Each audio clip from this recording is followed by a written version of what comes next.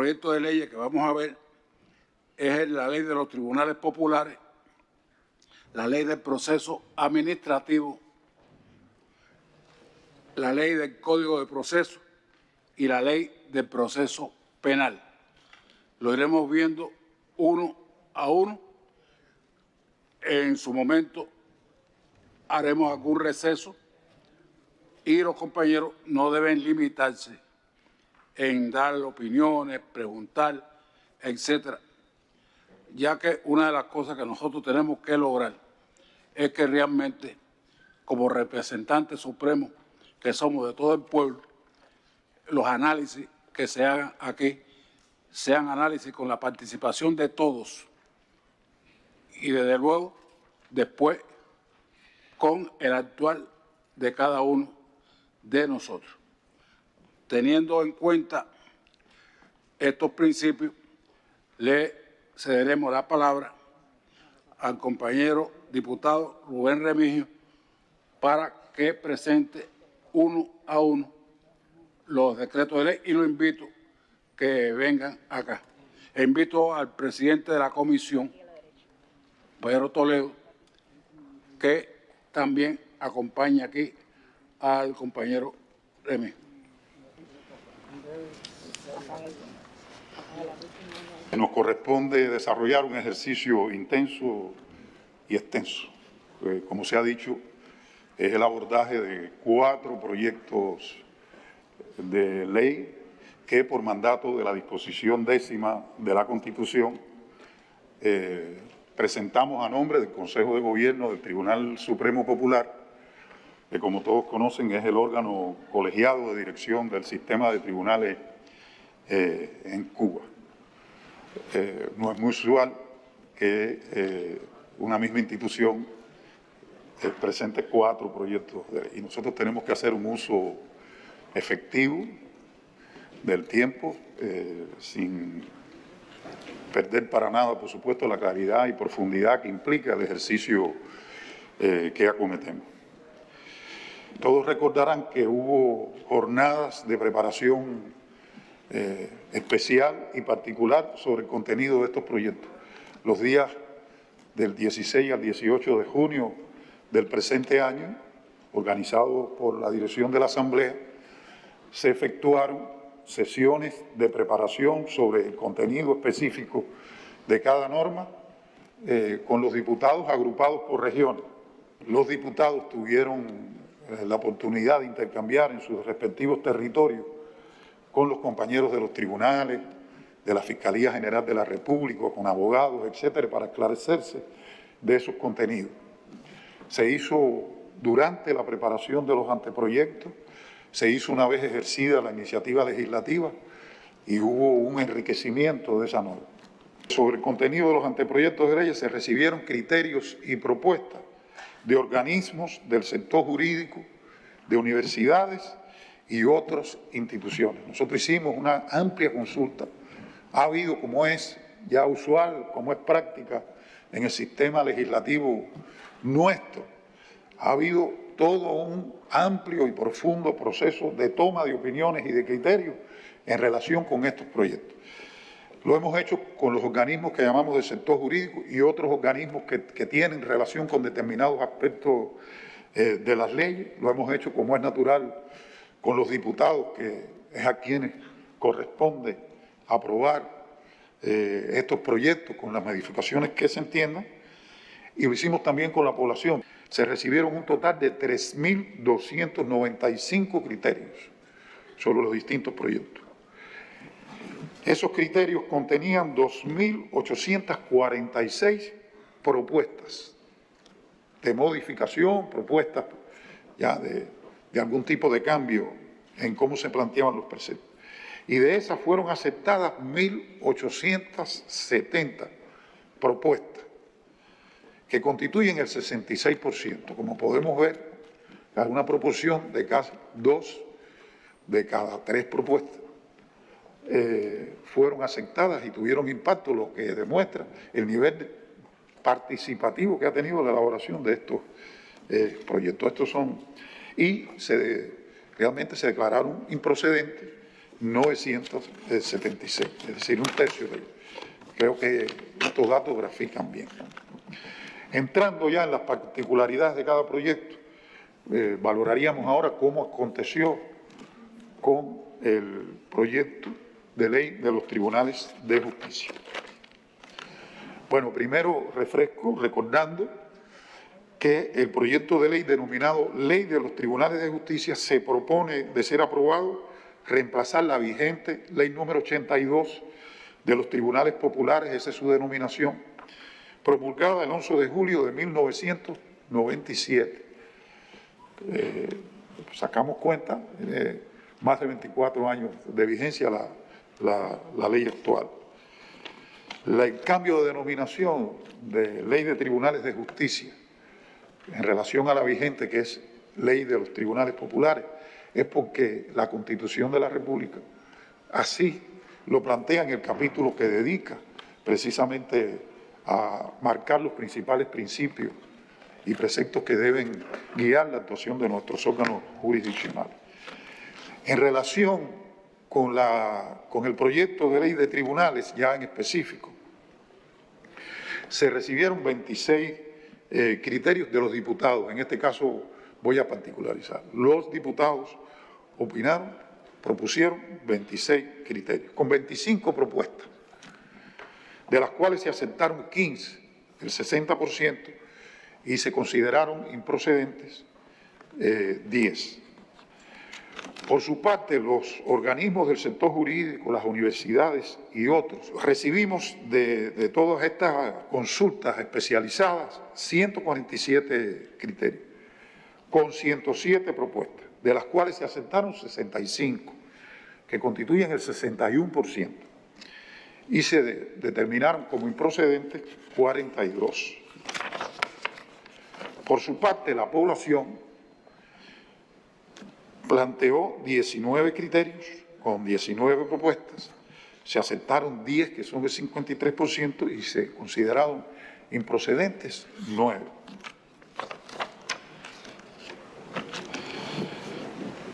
Las principales modificaciones, ahora me voy a referir a las propuestas y a los criterios planteados por los diputados, pues estamos en el ejercicio legislativo de la Asamblea, y cómo impactaron en los artículos de la ley, en este caso del proyecto de ley de tribunales populares. Como resultado de las opiniones, repito, ya de los diputados, a partir de ahora me refiero a los diputados, se modificaron 42 artículos de esta ley. 7 de esos artículos contienen, a partir de esas propuestas, cambios sustanciales. Y los restantes se perfeccionaron en su redacción porque las propuestas eran para mejorar y hacer más clara y más precisa la redacción.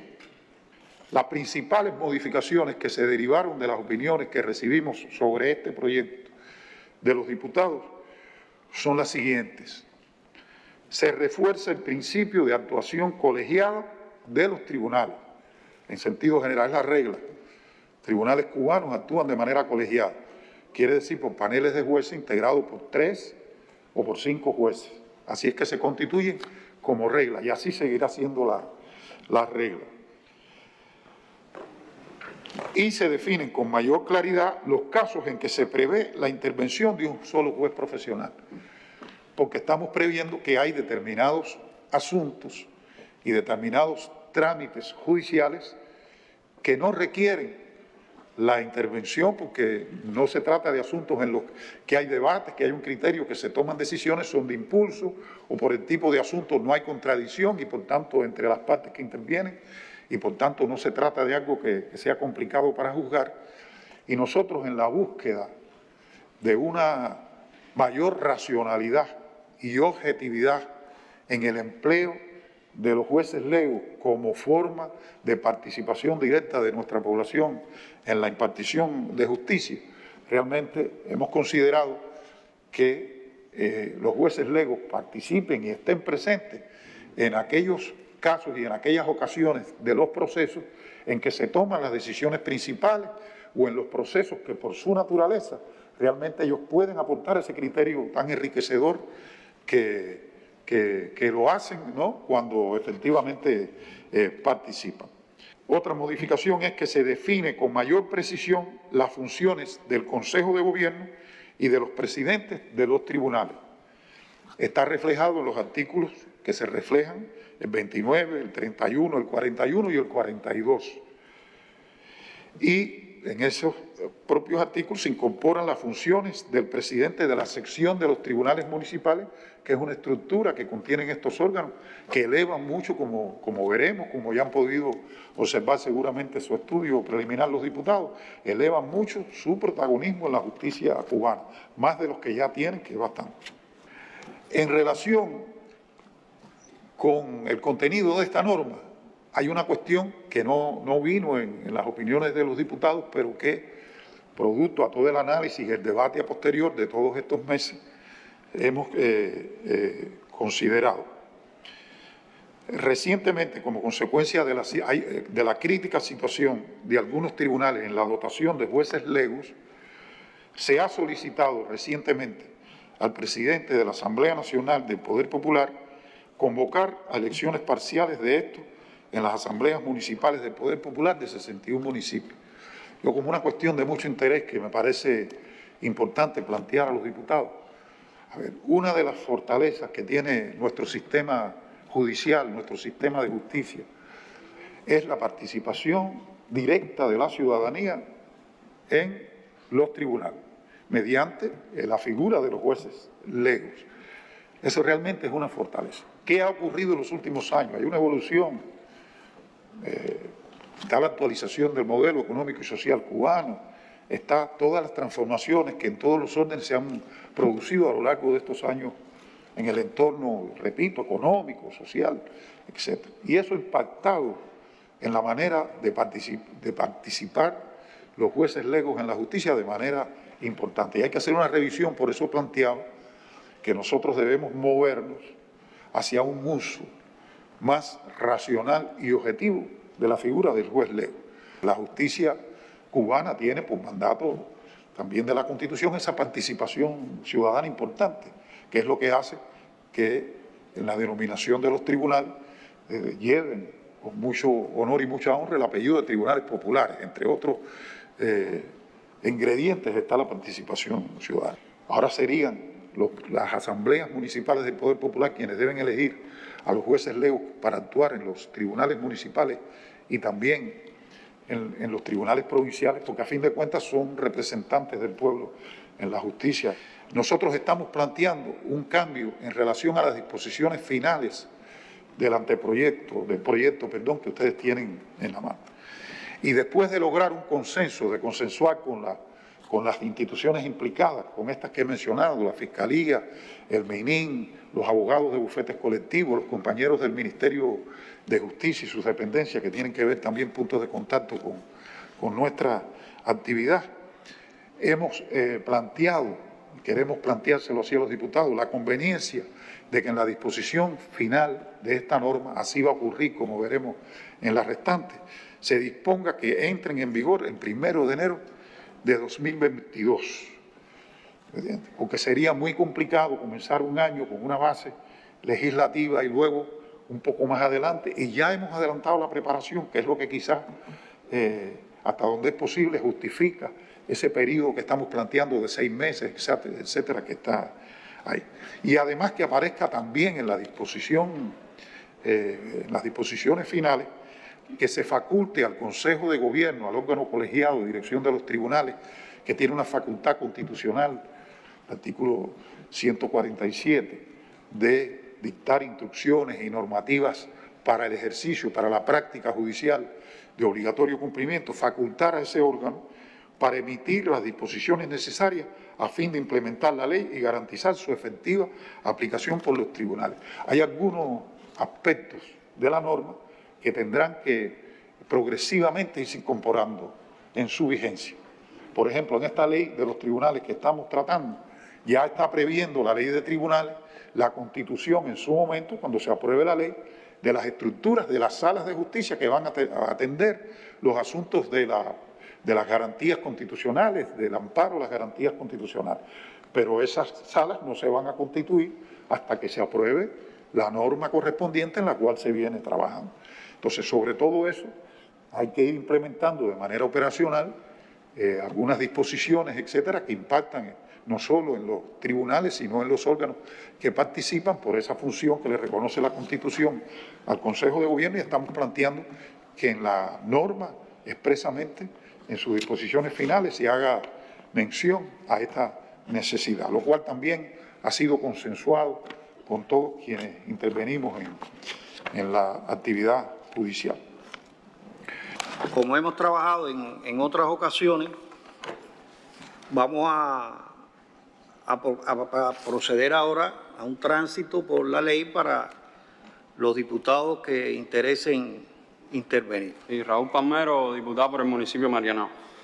Es con respecto al artículo 16, capítulo 3 del título, la rendición de cuentas. En los artículos 16.1 y 16.2 se establece la rendición de cuentas del Tribunal Supremo a la Asamblea Nacional y de los tribunales provinciales rinden informe al Consejo de Gobierno del Tribunal Supremo Popular. Pero la duda la tengo en el punto 3, si fuera posible, porque lo que se establece es que los tribunales provinciales y municipales, a solicitud de los órganos locales del Poder Popular, brindan una información. Pero la propuesta en concreto sería que quizás los tribunales municipales, como mismo sucede con el caso del Tribunal Supremo, pudieran al menos una vez durante la legislatura, el mandato, hacer una rendición de cuentas a los órganos locales del Poder Popular. Y esta es una cuestión que en la ley vigente está reflejada tal como aparece en este proyecto de ley, con alguna modificación que tiene que ver con el hecho de que, como sabemos, por la ley, las leyes que se han aprobado, se extinguieron las asambleas provinciales del Poder Popular, que antes elegían a los jueces de esa instancia y de la instancia municipal. Y nosotros en el proyecto de ley estamos planteando una variación en lo que es la elección y nombramiento de los jueces en esas instancias, que pase a ser facultad del Consejo de Gobierno del Tribunal Supremo. Y entonces, para que no falte precisamente ese momento de que se presente un informe allí, etcétera, pero no son elegidos por esas instancias. Es decir, realmente esa presentación del informe equivale nosotros al soberano, que es el pueblo y está en las asambleas. Esos informes, cada vez que se soliciten, debe, por supuesto, contener prácticamente una rendición de cuentas en sí mismo, porque es el informe sobre las cuestiones que las asambleas municipales, en este caso, le soliciten, y también nosotros pensamos que incluso los consejos de gobierno del Poder Popular a nivel provincial. Pero lo que está planteado es que rinda cuenta, que es el órgano que es electo, incluso sus integrantes por la Asamblea, por el Parlamento. Los jueces y magistrados del Tribunal Supremo y los jueces legos son electos por la Asamblea Nacional, que sea este órgano que a nombre de todo el sistema de tribunales rinda cuenta precisamente a este órgano de todo lo que acontezca en los órganos divisionales. Bueno, además de los argumentos que está dando el presidente del Supremo, hay que decir que la Constitución ahora y con la reforma del 92 dio un sentido de cuerpo y de sistema independiente al sistema de los tribunales, de justicia. ¿Qué quiere decir? Que ellos son una estructura vertical que solo se subordina, y cuando se habla de la subordinación incluso tuvimos que hacer una modificación, es una subordinación al máximo órgano supremo del país, que es la Asamblea Nacional, como sistema, pero no se subordina a ninguna autoridad local. Ese es un principio que se reforzó desde esa ley 82 y de la reforma constitucional del año 92. Por tanto, no se puede incorporar una rendición de cuentas a un órgano local cuando no solo no lo elige, sino que además no tiene una subordinación.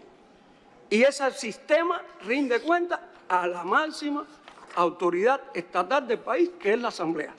Lo que no riñe con la posibilidad, como explicaba el compañero Rubén Remigio, de que la labor de los tribunales se informe a las asambleas, y si hay algún planteamiento del pueblo, de los delegados, se puedan también discutir y analizar pero no como rendición de cuentas a una autoridad local. Los tribunales tienen la facultad de dejar sin efecto los actos que restrinjan la Constitución o menoscaben la misma en los procesos que conocen. Veo que esto es una adición y quería saber ahí la significación que se le da a la palabra, vocablo actos.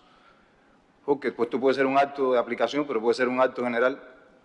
Y es para mí una curiosa facultad que se le atribuye a un tribunal que está conociendo un caso específico con poder, diríamos que derogatorio, sobre una disposición que puede tener alcance general.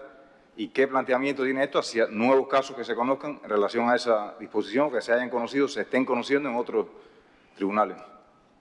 Te estás refiriendo al artículo 13, apartado 1, inciso A. Exacto. Adelante, Juan. Sí, gracias, diputado Ariel. Está claro y está planteado en esta y en otras normas que los tribunales no tienen facultades para revisar actos dispositivos de legislaciones. La Constitución, como norma suprema del Estado, es ley directamente aplicable también en los procesos judiciales, al igual que las normas procesales, las que estamos discutiendo, los que están los proyectos. Y a lo que se refiere a eso es que cualquier acto, cualquier acción, luego después explicarlo de cualquier cuestión concreta en la conducta, en el comportamiento, en la actuación de cualquier persona natural o jurídica, que un tribunal que está conociendo un caso vea que en relación con ese caso hubo algún acto que viola los preceptos constitucionales, ese acto específico, que no es un acto legislativo, normativo, sino que serían actuaciones a lo que se refiere el artículo y el inciso en particular que cita Ariel, se tiene que pronunciar que ese acto es nulo porque está violando normas constitucionales. Es que es una práctica y está extendida y es comúnmente compartido el criterio de que la ley de leyes es también una ley, no solo es también, yo digo, es la primera ley que debemos aplicar nosotros al conocer cualquier conflicto, cualquier litigio de los que llega a los tribunales. Y es referido a esa actuación, una actuación, por ejemplo, discriminatoria de alguna autoridad o de alguna persona en relación con otra, de violencia, de realmente hay un acto que es inconstitucional, están todos los preceptos constitucionales, puede ser de cualquier tipo, y es a ese tipo de actos. Jamás a normas, jamás a facultades, no se trata de revisar facultades de otros órganos, es una actuación concreta que viola derechos concretos en el asunto en el que está conociendo el tribunal. No puede soslayar eso. Y además de la norma específica, otra disposición concreta que sea aplicable, tiene que aplicar los preceptos de la Constitución. Lo primero que tenemos que ver los jueces cuando juzgamos un caso es cómo este caso impacta o cómo impactan los preceptos constitucionales en el caso. Y luego después las normas específicas aplicables, etcétera. Es algo que en la práctica ya hoy se hace, no es algo nuevo, por esta vocación de que la Constitución, como ley suprema, es la primera ley aplicable a los casos que llegan a los tribunales. Pasamos al título segundo. Sistema de Tribunales de Justicia. Este título segundo tiene 4 capítulos y estos a su vez tienen un grupo considerable de secciones. Sobre el título segundo, Sistema de Tribunales de Justicia, de la página 30 a la página 50. Bueno, en el caso del 27.1, la pregunta es si no sería pertinente considerar la propuesta de un vicepresidente primero. Sí, a ver, es un tema sobre el cual se ha debatido y se han estado haciendo consideraciones. Nosotros nos hemos atenido a lo que ha sido una práctica tradicional que no plantea ninguna dificultad en el funcionamiento del tribunal. Generalmente cuando se ve las atribuciones que cumplen los vicepresidentes son las que les asignan, pero también cuando se ve la norma y el reglamento, sobre todo de los tribunales, se establece un orden de sustitución del presidente por los vicepresidentes. Un sustituto primero, un sustituto segundo que lo cumple. Y nosotros hemos tratado también lo que ha sido una práctica tradicional en Cuba, de no ir a la figura del vicepresidente primero. El título 4. Participación popular directa en la impartición de justicia. En el caso del artículo 88.1, cuando dice que los magistrados y jueces pueden ser suspendidos en el ejercicio de sus funciones judiciales, no, y después se enumeran en los artículos, en los cuando, en el A, el B, el C y el E, dice circunstancia en que esto podría ser. Consideramos, a nuestro entender, que entonces existen situaciones en las que pueden no ser, porque cuando digo pueden ser es que pueden no ser. Y lo otro es que cuando digo exista cualquier causa que constituya impedimento, nosotros consideramos que cuando estoy diciendo que serán suspendidos, será cuando. Entonces, si es cuando A, cuando B, cuando C, entonces exista cualquier causa, nos parece que A, B, C e incluso E son esas circunstancias. Es a nuestro parecer. La suspensión a la que se atribuye ahí es, vamos a decir así, una especie de medida preventiva y cautelar mientras se toma la decisión por el órgano correspondiente de revocación o de aceptar la renuncia, si es el caso, etc. Sí, y ahí lo que hacemos es una exposición taxativa de cuáles son las situaciones por las cuales se suspendería. ¿Qué quiere decir suspender? La suspensión no es definitiva, es provisional. Es cuando tú dices, bueno, que no lo desempeñe porque está en una de estas situaciones o circunstancias que ahí se describen. Y lo que hacemos es describir cuándo son.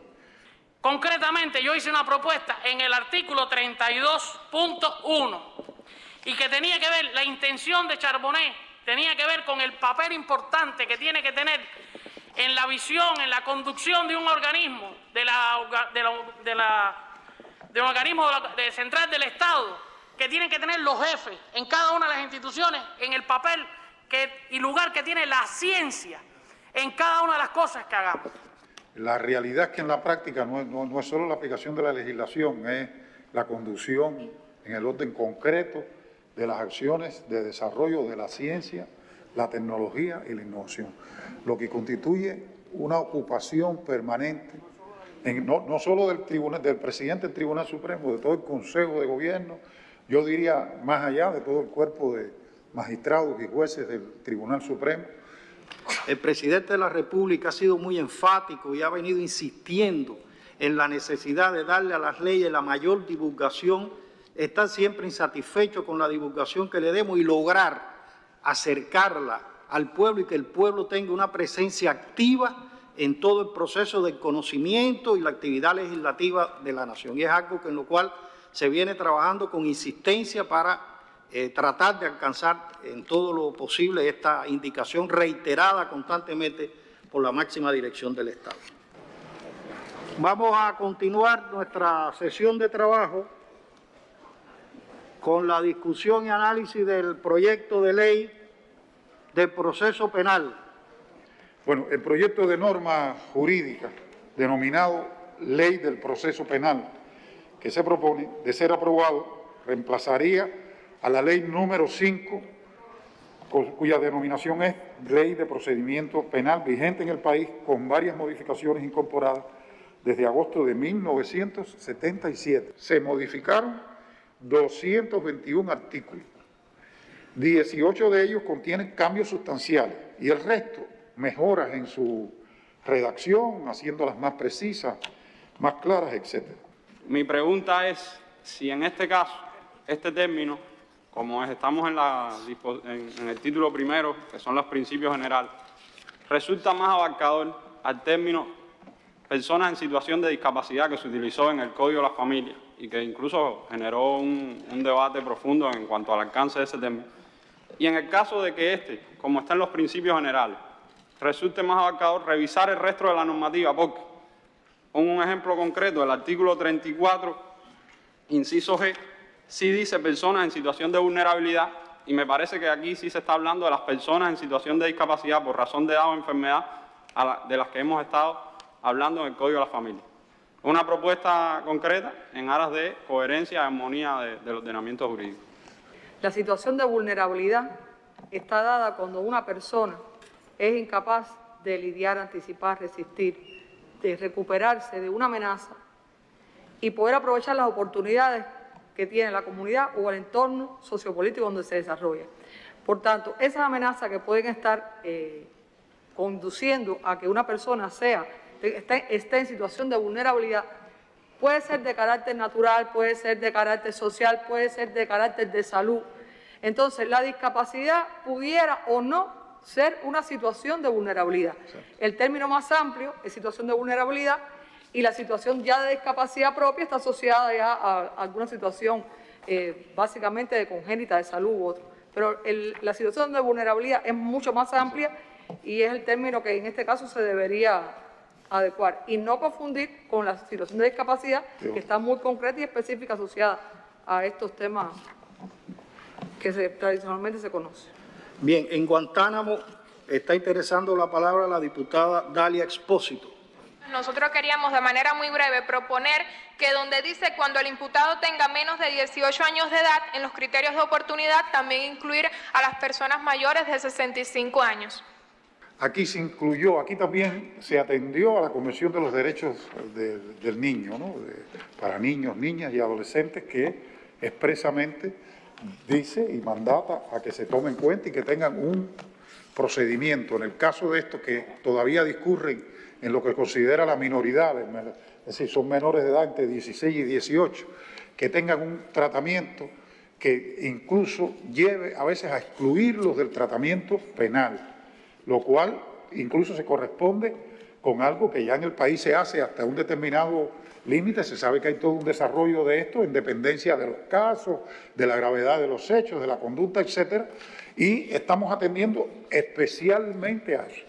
Hay otros aspectos contenidos en otros artículos del Código en que se toma en cuenta el tema de las personas que están ya en la tercera edad y en edades superiores para también tomarlo en cuenta como circunstancias atenuantes de la responsabilidad penal, etcétera. No, presidente, lo que podemos decir en este sentido es que el inciso A, disculpen, el inciso A del artículo 16 da la posibilidad que las personas con más de 60, 65 años estén comprendidas en la posibilidad de aplicar el criterio de oportunidad, porque dice que no solamente es por la índole del delito y las características, sino por las condiciones personales, y efectivamente las condiciones personales atribuyen al hecho de la edad. No hay ningún invalidante para que los criterios de oportunidad puedan ser tenidos en cuenta bajo esas circunstancias. Bueno, me voy a referir al título cuarto, capítulo 5, o sea, en el artículo 214, numeral 1, se establece que si el proceso penal tiene lugar por causa de muerte violenta o sospechosa de ser consecuencia de un acto delictivo. Pero en el numeral número 2 comienza diciendo cuando el fallecimiento en las condiciones a que se refiere el apartado anterior, es decir, debido a una muerte violenta o sospechosa de ser consecuencia de un acto delictivo, ocurrido en un centro asistencial. Dicho de esa manera, si un paciente en un hospital se ahorca, está incluido en el texto y sin embargo ese no es el espíritu del legislador. El espíritu del legislador está hablando, digamos, una persona que sufrió un accidente de tránsito, que se ingresa en un hospital producto de esa violencia y después en el curso del ingreso fallece y entonces consecuencia de una autopsia médico-legal producto de esa violencia. Por tanto, lo que yo estoy proponiendo es que diga, cuando el fallecimiento en las condiciones a que se refiere el apartado anterior haya ocurrido en el curso de recibir tratamiento por esta causa en un centro asistencial, se avisa inmediatamente al fiscal o al instructor penal para que se designen los médicos legistas o forenses que deban practicar la diligencia de necropsia. Porque si no, los hechos violentos que ocurran dentro de una institución asistencial podrían ser confundidos con ese epígrafe y elimina entonces la práctica del levantamiento de cadáver que es tan importante. Y nosotros hemos trabajado en una sala de un hospital, lo mismo un suicidio que hemos trabajado un homicidio de un paciente ingresado. Por tanto, son dos cosas diferentes, por tanto, creo que debe hacerse esa modificación. Yo creo que siempre hay que avisar al fiscal y a la autoridad y siempre debe haber un levantamiento de cadáver, aun cuando todo parece indicar que haya habido un suicidio, pero eso hay que establecerlo penalmente, como si ocurre fuera de un centro asistencial. Alguien que se suicida, que aparentemente se suicidó en su domicilio, hay que hacer el levantamiento allí. Y tienen que estar las autoridades que están a cargo del proceso penal, como lo entiendo, pero creo que es algo a tomar en cuenta por lo que él propone. Pero usted tenía otras cosas también, Popi, sobre las cuales hablar. Me iba a referir al numeral número 4 de ese propio artículo que dice, cuando se trata de cadáveres en que se ha realizado la necropsia, y después continúa diciendo que no se ha podido precisar la etiología médico-legal, no pueden ser cremados. No, yo pienso que hay que decirle que se haya realizado o no la necropsia. O sea, el hecho que se haya practicado la necropsia no excluye que si yo tengo duda de la causa de la muerte y sobre todo la etiología médico-legal, no puede ser cremado, porque si lo cremo, quito todas las posibilidades de encontrar una evidencia. Por tanto, yo propongo que diga, cuando se trata de un cadáver en que se haya realizado o no la necropsia y no se ha podido precisar la etiología médico-legal, no pueden ser cremados. O sea, que hay que dejar claro que aun cuando se haya practicado la necropsia o no, es la misma condición. De acuerdo, Popi. Entre la citación del acusado y del tercero civilmente responsable y la fecha del señalamiento del juicio oral debe mediar, y dice ahora, no menos de 5 días, pero me surge la duda porque en la exposición que nos hizo Remigio dijo al menos 5 días. Y al menos no es lo mismo que no menos. Entonces, ¿no menos o es al menos? No menos de 5 días. No menos de 5 días. Sí, por las razones que expliqué hace un rato, para dar un plazo razonable para que estas personas puedan ejercer en toda su amplitud el derecho a la defensa.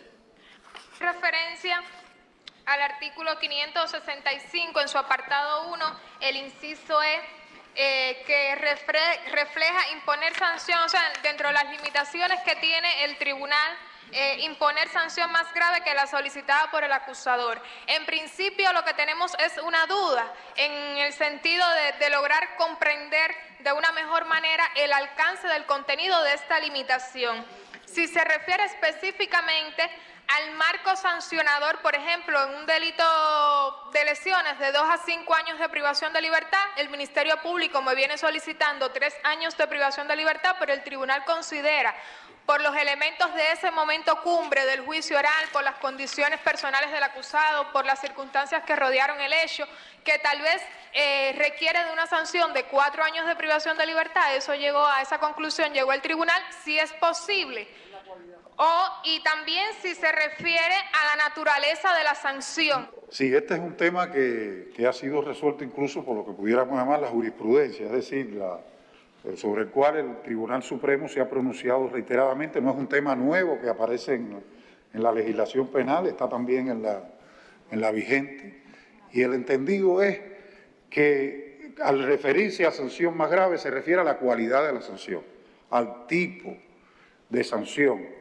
No puede comprometer el arbitrio del tribunal dentro de un mismo tipo de sanción en cuanto al quantum, le decimos una palabra técnica, es decir, la extensión de la pena dentro de una misma categoría, quiere decir si es privación de libertad o si es multa, etcétera. No puede limitarse la facultad de tribunal de buscar el arbitrio dentro de lo que establece la ley, porque si eso fuera así, entonces estaríamos convirtiendo al Ministerio Público en juez. Estaría ya de paso, es decir, hay que atenerse a lo que dicte y no otra cosa. Yo debo reconocer, y quizás por eso también venga la duda de la diputada, que también es jueza, y jueza muy joven, pero muy competente, muy estudiosa. Debo reconocer que sobre esto ha habido debate, y hay debate en la academia, de si debe ser, desde las posiciones que dicen no la debe imponer, ni incluso en la cantidad, la extensión, digamos, de la pena, ni en la cualidad. Es un tema sobre el que se ha debatido, pero aquí hay una postura sostenida y argumentada por años en el tribunal, en el sentido de que se trata de la cualidad, del tipo de sanción dentro de los tipos de sanciones que la ley establece, que ahora quedará incluso de una manera, expuesto de manera superior en el proyecto, porque estamos incluso planteando futuramente, no muy lejano, en el anteproyecto del Código Penal, de un nuevo Código Penal en el cual se trabaja, que algunas de las sanciones que hoy son subsidiarias y sustitutivas tengan entidad propia. Es decir, sea una sanción por sí misma y por tanto esto acotaría más esto que lo que se está planteando aquí de aprobarse en su día. Pero hoy la postura es la siguiente, se refiere dentro de un tipo de sanción, si es privativa de libertad, es que no, o sea, que si es de limitación de libertad subsidiaria, es subsidiaria. Si es dentro de la multa, la extensión, eso forma parte del arbitrio que deben tener los jueces a la hora de adecuar y tiene que ver con la individualización de la sanción y con el principio de proporcionalidad de la pena, que son cosas que deben ponderar los juzgadores, los justiciables, los jueces. Entonces, esa es la posición que ha sostenido hasta ahora el Tribunal Supremo tradicionalmente y que hoy todavía sostiene. Es lo que le puedo decir a la diputada, entendiendo que este es un tema de debate en ámbitos académicos y dentro y fuera del país, por cierto. Un tema de debate. Artículo 469, apartado 4. También parece que es una adición. Todos los participantes en el juicio usarán ropas adecuadas y los magistrados, jueces, fiscales, acusadores particulares o privados, defensores y el secretario actuante visten además toga. Tengo la impresión de que esta es una formalidad que no queda para una ley de proceso penal. Esto es un atributo, una exigencia que es propia de todas las actuaciones judiciales, quizá sea más apropiada para el reglamento de la ley de tribunales, es mi impresión, porque no es una propiedad específica del proceso penal el vestir ropa adecuada en una actuación judicial, sino una disciplina de todo el sistema de audiencia, que por otra parte no lo veo en la ley del proceso ni en la ley del proceso administrativo. O sea, lo que quiero decir es que esto es una generalidad formal que quizás quepa mejor en el reglamento de la ley de tribunales, es mi impresión. Como dice el diputado, realmente este es una adición porque fue una sugerencia que nos hicieron los propios diputados de que debía establecerse la manera de vestir quedar establecidas en esta norma. Hoy en la instrucción del Consejo de Gobierno que recoge la manera de hacerse los actos judiciales, está escrito a los efectos también de que las personas sepan cómo tienen que comparecer al proceso penal, es decir, a los procesos. Nosotros inicialmente no lo teníamos de esta manera, pero ante esta sugerencia, después de mucho valorar si se incluía o no se incluía, consideramos que si bien pudiera estar en la otra norma, en el reglamento nuestro, tampoco era algo que podía perjudicar que estuviera expresamente tampoco en la norma, y por eso el grupo de trabajo, después de mucho valorar si se incluía o no se incluía, incluso en un primer momento el diputado nos insistió y por eso consideramos mantenerlo, es decir, incorporarlo al precepto, porque estábamos sometidos a la consideración de los diputados. Hay una palabra. Adelante, diputado. Marta del Carmen Mesa Valenciano, diputada por Santiago de Cuba. Realmente a mí lo que me queda es una duda, porque cuando uno lee en la sexta y la séptima dice que está en función, porque además lo explicó usted al inicio, que están solicitando ver si comienza en enero del 22. Es así, ¿no? En enero del 92. En enero, o sea que en este enero. Enero que viene. Enero, perfecto. Ya llevamos todo un año preparando claro. para eso. Entonces, la única duda es, Toledo, ¿por qué tiene que aparecer entonces la sexta? ¿Tiene que estar? Es la pregunta, porque si la séptima dice se faculta al Consejo de Estado de acuerdo a la información, o sea, ¿por qué ya en el documento aparece la sexta? Okay. Es solo una duda. Aquí estábamos planteando un año después de que se aprobara. Imagínense con todos los derechos y todas las garantías que estamos estableciendo, un año más. Nosotros incluso cuando la Asamblea estaba planteada que iba a tener lugar en julio, íbamos a pedir que se redujera a 6 meses, bueno, cuando aquello para que entrara también en vigor con el año. Al desplazarse para esta fecha, y nosotros, como expliqué, ya todos, no solo en los tribunales, compañeros del Ministerio del Interior, de la Fiscalía, de bufete, nos hemos preparado y realmente son cosas de tanto impacto que fortalecen tantos derechos y garantías, pensamos que tiene que entrar. Entonces habría que sustituirlo de lo que les aparece a ustedes en el proyecto que tiene, por una formulación en el sentido en que estamos proponiendo y que apareció en la presentación. Viendo este proyecto de ley del proceso penal, creo que estamos en presencia de una ley superior a la vigente que hoy tenemos. De hecho, yo lo decía en algún momento de los debates y las discusiones, las presentaciones del proyecto.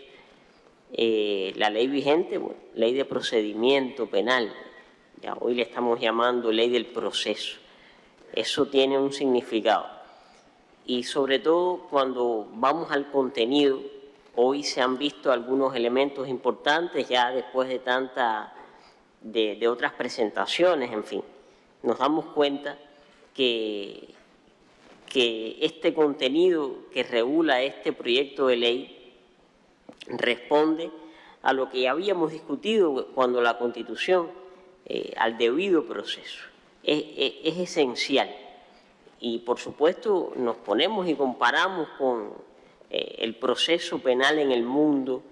Cuba necesitaba seguir dando pasos en la reforma procesal, siendo incluso pionera por ejemplo, en el tema del juicio oral. Y eso nuestro pueblo debe conocerlo, debe también entenderlo, cómo estamos dando pasos de avances importantísimos, no solo en el proceso penal, sino en el proceso de manera general, en la reforma procesal cubana. Yo creo que estamos en un momento trascendental en el que no solo desde el punto de vista técnico-jurídico, sino desde esa expresión también popular que tiene nuestra nación, desde el conocimiento, desde el estudio, desde la vocación de justicia, estamos ante un proyecto de ley esencial. Y quisiera yo personalmente ahora mismo volver a vestir la toga en una sala de justicia para poder aplicar. Creo que estamos ante un proyecto que nos permite una aplicación del derecho con mucha más flexibilidad, con mayor riqueza, y por supuesto los principios que se están regulando. Desde la ley de los tribunales, desde el proyecto también de ley de los tribunales, yo quisiera ya aprovechar y hacer ese comentario. ¿Cómo es el acceso de justicia en el resto del mundo? Hay una crisis muy fuerte en el sistema de justicia a nivel internacional. Cómo el acceso de justicia nuestro es cada vez más garantista, refrenda los principios, por ejemplo, la tutela judicial efectiva, con mucha más fuerza. Y eso lo estamos viendo. Quería hacer ese comentario porque creo que nuestro pueblo debe asimilar con toda convicción estos proyectos de ley, estos proyectos que lo que buscan es precisamente eso, que alcancemos la máxima justicia, que cada vez estemos más cerca de esa justicia tan necesaria y que, por supuesto, nos va a garantizar un ejercicio de los derechos y una defensa también de los derechos. Ahí están las garantías que se regulan en la Constitución y que tienen una expresión en estos proyectos de ley. Gracias. Yo tengo una propuesta sobre el artículo 122, incisos F y G, pero tienen relación con el capítulo 15, con el título 3, perdón, capítulo 15 y el título 4, capítulo 2, en lo referido a las diligencias especiales de investigación y la aplicación de medidas cautelares. Yo, a modo muy general, voy a hacer dos propuestas, una general y otra en específico.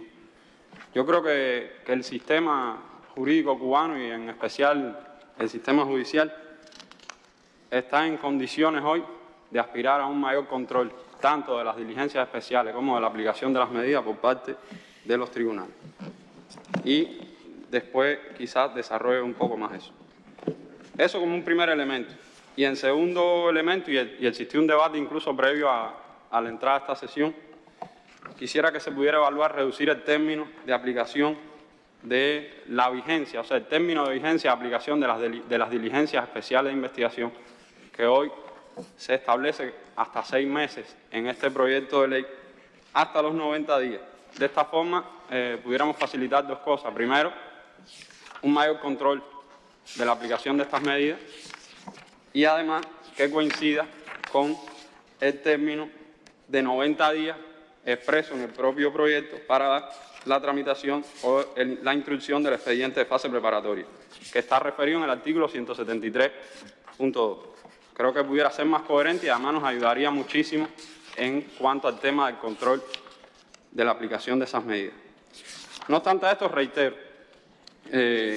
tanto para las medidas cautelares como para las diligencias especiales de investigación, yo creo que nuestro sistema jurídico puede aspirar y está en las condiciones de fortalecer el control y, ¿por qué no aspirar a que los tribunales también participen en su aprobación? Es un debate en la comunidad jurídica cubana, es un tema sensible. Hay quien dice que para estos temas habría que establecer un tribunal, un juez de garantía. Yo creo que incluso el país puede ser revolucionario en este sentido y no tiene ninguna necesidad de copiar de ningún modelo. También conozco que hay una tradición, que hay un mandato constitucional que establece el control por parte de la Fiscalía, pero eso no contradice ni creo que demerite en nada. Y, por supuesto, confiamos en nuestros fiscales, en la profesionalidad de nuestra Fiscalía, pero no creo que contradiga en nada aumentar el control y darle cierta participación en su aprobación a los tribunales, y esto tributaría finalmente a seguir protegiendo y garantizar de una forma más efectiva, más plena, la igualdad de las partes en el proceso judicial. Es mi propuesta. Muchas gracias. Gracias, Palmero.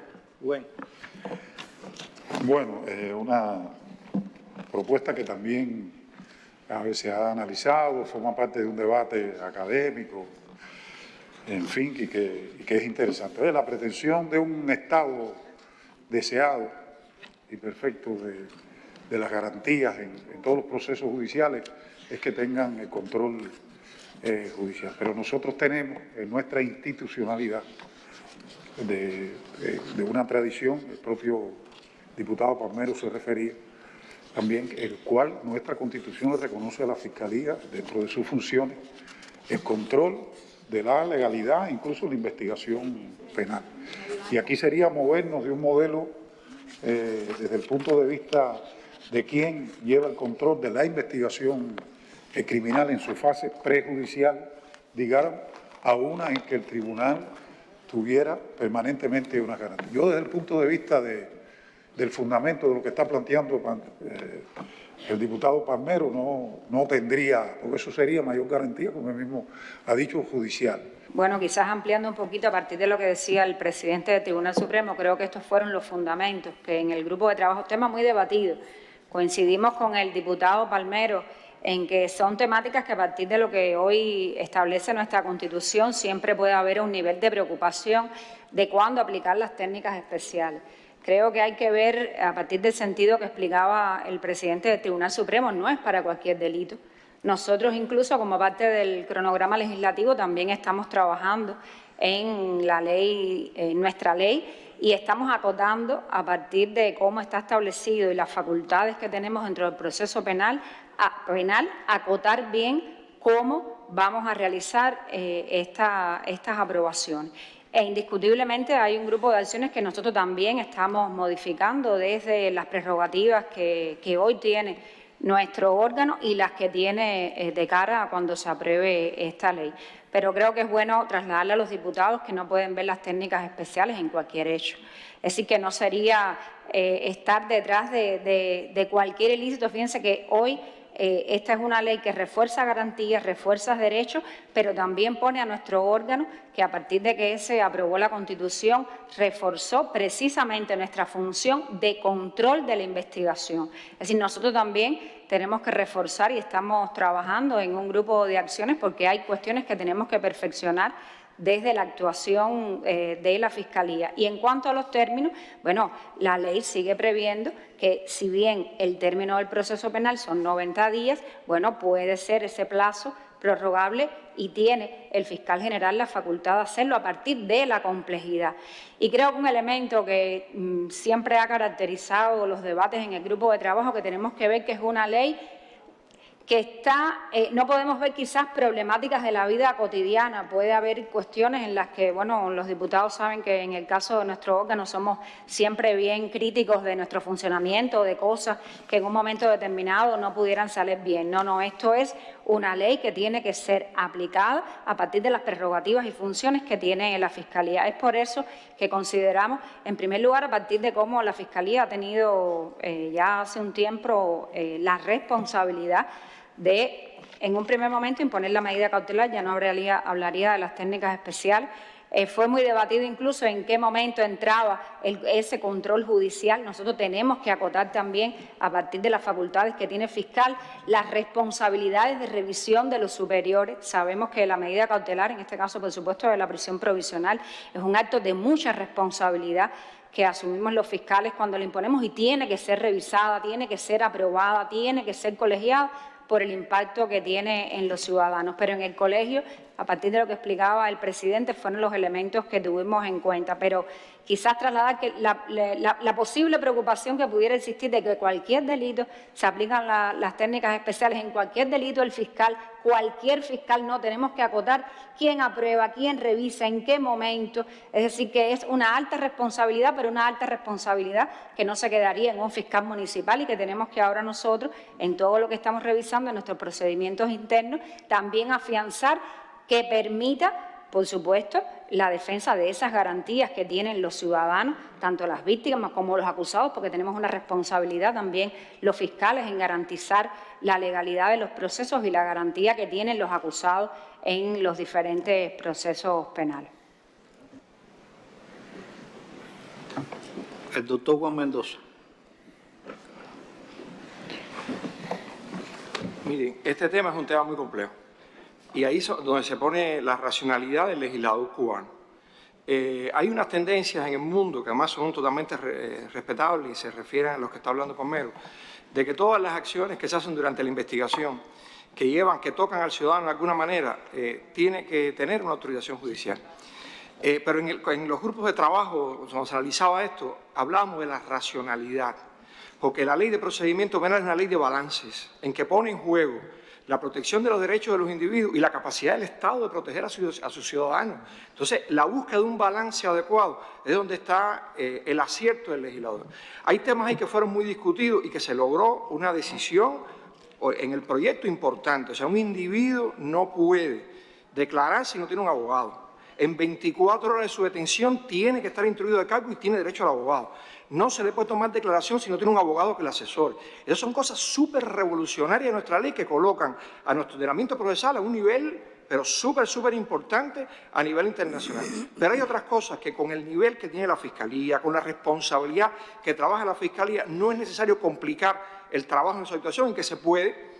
Las técnicas especiales de investigación, en la entrada a los homicidios. Hay un grupo de actuaciones en la actividad de la investigación que puede perfectamente desarrollar la Fiscalía y que logra ese balance en la eficiencia de la investigación y que no compromete esencialmente derechos ciudadanos. Yo creo que donde se comprometen derechos ciudadanos, que tiene que ver con la presencia del abogado tempranamente, la toma de declaración, en eso se ha tomado el cuidado adecuado para que esté presente en nuestro proyecto de Código de Procedimiento Penal, de Ley de Procedimiento Penal. Ya le digo, es un tema de balances entre la sociedad y el individuo, y esa es la responsabilidad que tiene esta Ley de Procedimiento. Casi 40 intervenciones, compañeros.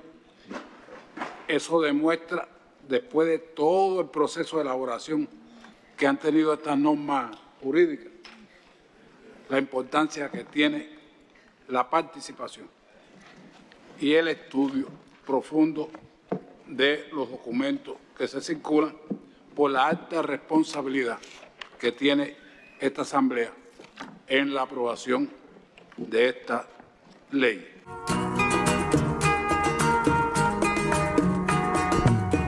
Yo te convido a creerme cuando digo futuro.